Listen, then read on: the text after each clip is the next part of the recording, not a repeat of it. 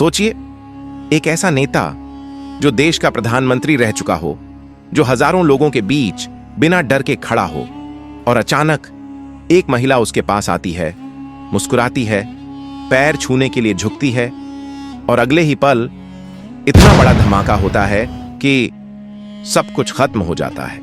ये कोई फिल्म नहीं, ये है भारत के इतिहास की सबसे चौंकाने वाली सच्चाई। राजीव गांधी की हत्या आखिर कैसे हुई? 21 मई 1991 रात का समय, जगह थी तमिलनाडु का एक छोटा सा शहर श्रीपेरम्बुदूर। राजीव गांधी भारत के पूर्व प्रधानमंत्री चुनाव प्रचार के लिए वहां पहुंचे थे।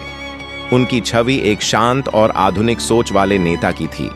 1984 में अपनी मां इंदिरा गांधी की हत्या के बाद वो देश के सबसे युवा प्रधानमंत्री बने थे। अब वापस चलते हैं उस रात की ओर। रात करीब 10 बजे राजीव गांधी का काफिला सभा स्थल के पास पहुंचता है। लोगों की भीड़, नारे, फूलों की माला, हर कोई उन्हें करीब से देखना चाहता था। राजीव गांधी हमेशा आम लोगों के बीच जाने में विश्वास रखते थे। उन्होंने सिक्योरिटी के कई नियमों को नजरअंदाज किया, और यही बात उनके लिए सबसे बड़ा खतरा बन गई। भीड़ में एक महिला खड़ी थी। उसका नाम था दनमोजी राजारत्नम, जिसे लोग धनु के नाम से जानते थे।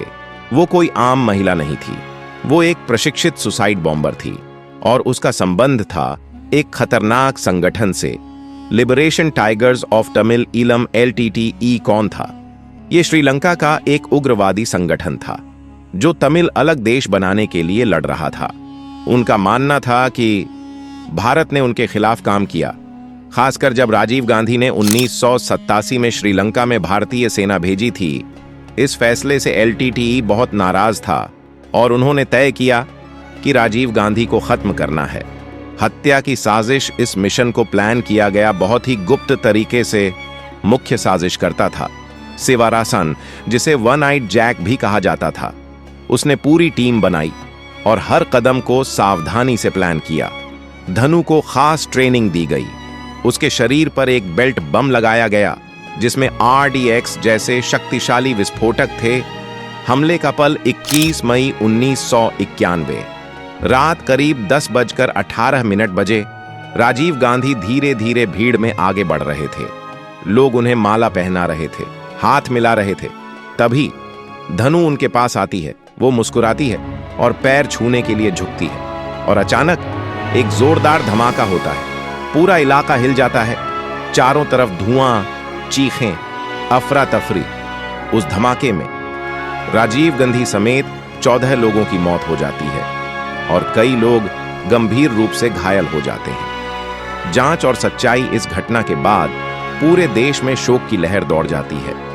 जांच की जिम्मेदारी दी जाती है सेंट्रल ब्यूरो ऑफ इन्वेस्टिगेशन को। CBI की स्पेशल टीम हर सुराग को जोड़ने लगती है।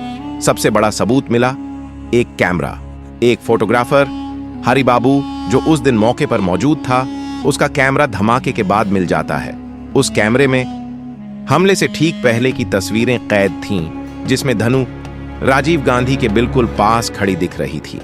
यही तस्वीरें पूरी सच्चाई सामने ले आती हैं। अंत और सजा जांच में साफ हो गया कि इस हमले के पीछे LTTE का हाथ था। कई आरोपियों को गिरफ्तार किया गया, कुछ ने आत्महत्या कर ली। मुख्य साजिशकर्ता सिवरासन भी पुलिस से घिरने पर खुद को गोली मार लेता है। देश पर असर, राजीव गांधी की हत्या भारत के इतिहास का एक बहुत बड़ा झटका थी। देश ने एक युवा नेता खो दिया। इस घटना के बाद भारत में सुरक्षा व्यवस्था को और मजबूत किया गया। एक पल, एक फैसला, और सब कुछ बदल गया। राजनीति, सुरक्षा और एक परिवार की जिंदगी। आज भी 21 मई 1991 की वो रात भारत के इतिहास में हमेशा याद रखी जाएगी। अगर आप सोचते हैं कि इतिहास सिर्फ किताबों में होता है, तो ये कहानी याद रखिए, क्योंकि कभी-कभी इतिहास बहुत दर्दनाक होता है।